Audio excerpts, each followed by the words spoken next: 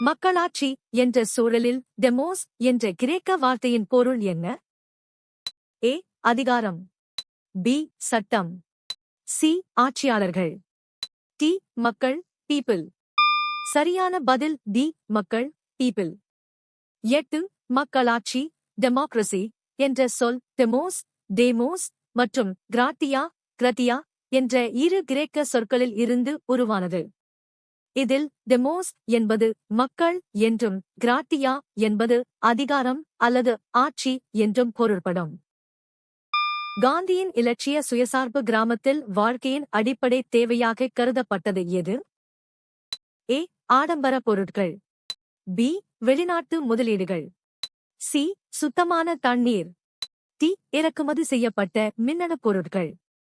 சரியான பதில் சி. சுத்தமான தண்ணீர். சரியான விடை சி. சோகஸ்மெலி. காந்தியின் கிராம சுயராஜ்ய கொள்கையில் சுத்தமான குடிநீர், சுகாதாரம் மற்றும் கல்வி ஆகியவை அடிப்படை தேவைகளாக கருதப்பட்டன.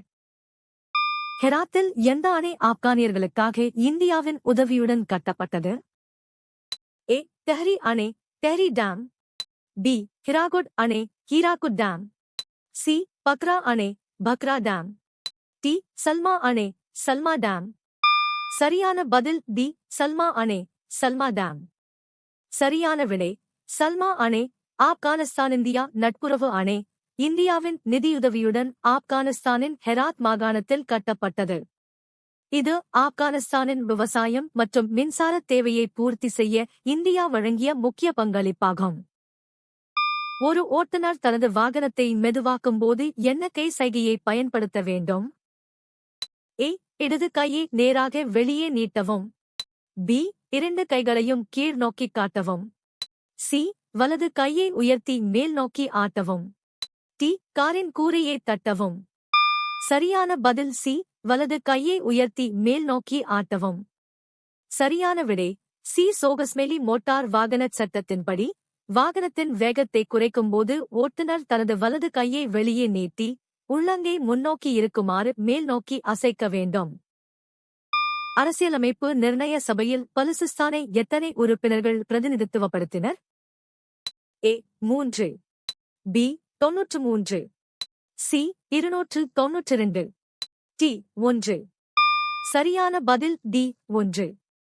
8. 1946 இல் உருவாக்கப்பட்ட இந்திய அரசியலமைப்பு நிர்ணய சபையில் பலுசிஸ்தான் மாகாணத்திற்கு 1 இடம் ஒதுக்கப்பட்டது. அந்த நேரத்தில் பலுசிஸ்தான் ஒரு தலைமை ஆணையர் மாகாணமாக சீஃப் கமிஷனர்ஸ் ப்ராவின்ஸ் இருந்தது. இந்தியாவின் எந்த வரலாற்று காலத்தில் ஜனநாயக நிறுவனங்கள் இருந்தன? ஏ. வேத காலம். பி. மோரியர் காலம். சி. முகலாயர் காலம். டி. பிரிட்டிஷ் ஆட்சி. சரியான பதில் ஏ. வேத காலம். 5. பண்டைய வேத காலத்தில் சபா மற்றும் சமிதி போன்ற அமைப்புகள் மன்னரின் அதிகாரத்தை கட்டுப்படுத்தும் ஜனநாயக நிறுவனங்களாகச் செயல்பட்டன. இவை உள்ளூர் நிர்வாகத்திலும் மக்களின் பங்களிப்பை உறுதி செய்தன. பொருளாதாரத் துறையில் குடிமக்கள் பங்கேற்க என்ன உரிமை உள்ளது? ஏ. வாய்ப்புகள் மற்றும் வளங்களுக்கான அணுகல். பி. பங்குச் சந்தை முதலீடுகள். சி. அரசாங்க வரவு செலவு திட்ட உருவாக்கம். டி. சர்வதேச வர்த்தக ஒப்பந்தங்கள். சரியான பதில் ஏ. வாய்ப்புகள் மற்றும் வளங்களுக்கான அணுகல். 6. பொருளாதார சமத்துவம் என்பது அனைத்து குடிமக்களும் தங்கள் வாழ்வாதாரத்தை மேம்படுத்திக் கொள்ள சமமான வாய்ப்புகளையும் வளங்களையும் பெறுவதை உறுதி செய்கிறது. இது வறுமையை ஒழிக்கவும் தனிநபர் முன்னேற்றத்திற்கும் அடிப்படையாகும். ஒரு நபர் ஒரே நேரத்தில் ஒன்றுக்கு மேற்பட்ட தொகுதிகளில் தேர்தலில் போட்டியிட முடியுமா? ஏ. இல்லை, இது தடை செய்யப்பட்டுள்ளது. பி. ஆம், அவர்கள் போட்டியிடலாம். சி. அவர்கள் சுயேட்சை வேட்பாளராக இருந்தால் மட்டுமே. டி. ஆம், தேர்தல் ஆணையம் ஒப்புதல் அளித்தால். சரியான பதில் பி. ஆம், அவர்கள் போட்டியிடலாம். சரியான விடை மக்கள் பிரதிநிதித்துவச் சட்டம் 1951 பிரிவு 33(7) இன் படி ஒரு வேட்பாளர் அதிகபட்சம் 2 தொகுதிகளில் ஒரே நேரத்தில் போட்டியிடலாம். இது நாடாளுமன்ற மற்றும் சட்டமன்ற தேர்தல்கள் இரண்டிற்கும் பொருந்தும் சட்டப்பூர்வ உரிமையாகும். 1955 ஆண்டின் குடியுரிமைச் சட்டம் குடியுரிமை பெறுவதற்கான எத்தனை வழிகளை பரிந்துரைக்கிறது? ஏ 5 5 பி 4 4 சி 6 6 டி 3 3 சரியான பதில் ஏ 5 5 சரியான விடை ஏ சோகஸ்மேலி 1955ஆம் ஆண்டின் இந்திய குடியுரிமைச் சட்டம் பிறப்பு வாரிசுரிமை பதிவு செய்தல் இயல்பியல்பு குடியுரிமை மற்றும் பிரதேசங்களை இணைத்தல் ஆகிய 5 வழிகளை பரிந்துரைக்கிறது. இது இந்திய அரசியலமைப்பின் 5 முதல் 11 வரையிலான விதிகளின் கீழ் வருகிறது. 2017 இல் இந்தியாவில் எத்தனை அங்கீகரிக்கப்பட்ட தேசிய கட்சிகள் இருந்தன? ஏ 8 பி 5 சி 7 டி 6 சரியான பதில் சி 7 9 சரியான விடை சி சோகஸ்மேலி 2017ஆம் ஆண்டின் நிலவரப்படி இந்திய தேர்தல் ஆணையத்தால் அங்கீகரிக்கப்பட்ட தேசிய கட்சிகளின் எண்ணிக்கை 7 ஆகும். BJP, INC, BSP, CPI, CPI, M, NCP, AITC. Jawaharlal நேருவின் கொள்கை திட்டமிடலில் முதன்மையான கவலைகளில் ஒன்று எது? ஏ பொருளாதார வளர்ச்சி, பி தொழில்மயமாக்கல், சி உலக அமைதி, டி இராணுவ விரிவாக்கம். சரியான பதில் சி உலக அமைதி. 7 இந்தியாவின் முதல் பிரதமரான ஜவஹர்லால் நேரு அணிசேரா இயக்கம் மற்றும் பஞ்சசீல கொள்கை மூலம் உலக அமைதியை நிலைநாட்ட பெரிதும் பாடுபட்டார். சர்வதேச விவகாரங்களில் அமைதியான முறையில் தீர்வு காண்பதையே அவர் தனது வெளியுறவுக் கொள்கையின் நோக்கமாக கொண்டிருந்தார். இந்தியா G20 அமைப்பில் உறுப்பினராக உள்ளது. இது முதன்மையாக எவ்வகையான பிரச்சினைகளில் கவனம் செலுத்துகிறது? ஏ சுற்றுச்சூழல் பிரச்சினைகள், பி பொருளாதார பிரச்சினைகள், சி சமூக பிரச்சினைகள், டி மனிதாபிமான பிரச்சினைகள். சரியான பதில் பி பொருளாதார பிரச்சினைகள். G20 G20 என்பது சர்வதேச பொருளாதார ஒத்துழைப்புக்கான ஒரு முக்கிய அமைப்பாகும். இது உலகளாவிய நிதி ஸ்திரத்தன்மை மற்றும் பொருளாதார வளர்ச்சியை மேம்படுத்துவதை நோக்கமாக கொண்டுள்ளது.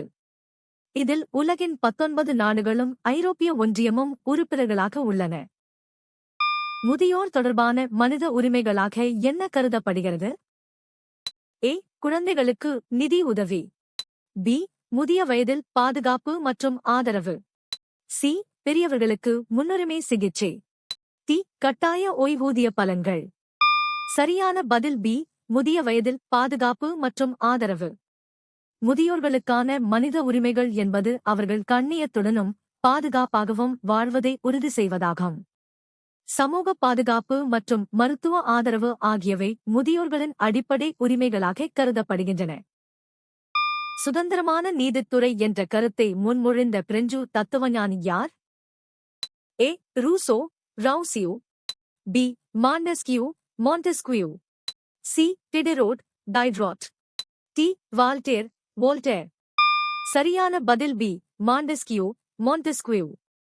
சரியான விடை பி சோகஸ்மேலி மாண்டெஸ்கியூ என்ற பிரெஞ்சு தத்துவஞானி தனது சட்டங்களின் ஆவி தி ஸ்பிரிட் ஆஃப் லாஸ் என்ற நூலில் அதிகாரப் பகிர்வு கொள்கையை முன்மொழிந்தார். சட்டமன்றத்தின் பலம் மாநிலத்திற்கு மாநிலம் எதை பொறுத்து மாறுபடுகிறது? ஏ மாவட்டங்களின் எண்ணிக்கை, பி மக்கள் தொகை பாப்புலேஷன், சி பொருளாதார நிலை, டி புவியியல் பகுதி. சரியான பதில் பி மக்கள் தொகை பாப்புலேஷன்.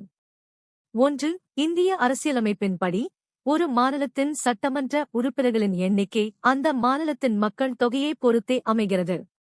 அதிகபட்சமாக 500 உறுப்பினர்களும் குறைந்தபட்சமாக 60 உறுப்பினர்களும் இருக்கலாம் என நிர்ணயிக்கப்பட்டுள்ளது. 1947 இல் நிலப்பரப்பு பிரிக்கப்பட்டதிலிருந்து எந்த 2 நாடுகளின் உறவுகள் சீர்குலைந்துள்ளன? ஏ இந்தியாவும் பாகிஸ்தானும் இந்தியா அண்ட் பாகிஸ்தான், பி பாகிஸ்தானும் இலங்கையும், சி இந்தியாவும் இலங்கையும், டி ஆப்கானிஸ்தானும் பாகிஸ்தானும். சரியான பதில் ஏ இந்தியாவும் பாகிஸ்தானும் இந்தியா அண்ட் பாகிஸ்தான். 1947 பிரிவினைக்குப் பிறகு காஷ்மீர் விவகாரம் மற்றும் எல்லை பிரச்சினைகளால் இந்தியா மற்றும் பாகிஸ்தான் இடையே உறவுகள் சீர்குலைந்துள்ளன. இதன் காரணமாக இரு நாடுகளுக்கும் இடையே பல போர்கள் மற்றும் எல்லை மோதல்கள் நடந்துள்ளன. இந்திய நாடாளுமன்றம் எத்தனை அவைகளைக் கொண்டது? ஏ 4, பி 2, சி 3, டி 1. சரியான பதில் பி 2. சரியான விடை பி. சோகஸ்மேலி இந்திய நாடாளுமன்றம், மாநிலங்களவை மற்றும் மக்களவை என 2 அவைகளைக் கொண்ட ஈரவை முறையைக் கொண்டுள்ளது. இந்த அமைப்பு சட்டங்களை இயற்றுவதில் சமநிலை மற்றும் விரிவான விவாதத்தை உறுதி செய்கிறது. உலகளவில் ஒவ்வொரு ஆண்டும் சாலை விபத்துகளில் தோராயமாக எத்தனை பேர் கொல்லப்படுகிறார்கள்?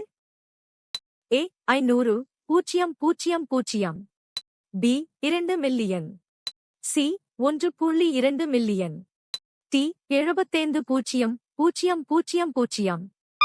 சரியான பதில் சி 1.2 மில்லியன். 4. உலக சுகாதார நிறுவனத்தின் WHO புள்ளிவிவரப்படி உலகளவில் ஒவ்வொரு ஆண்டும் சுமார் 1.2 மில்லியன் முதல் 1.3 மில்லியன் மக்கள் சாலை விபத்துகளால் உயிரிழக்கின்றனர். இது சாலை பாதுகாப்பு குறித்த விழிப்புணர்வின் அவசியத்தை உலக நாடுகளுக்கு உணர்த்துகிறது. நீங்கள் எத்தனை சரியாக பதிலளித்தீர்கள்?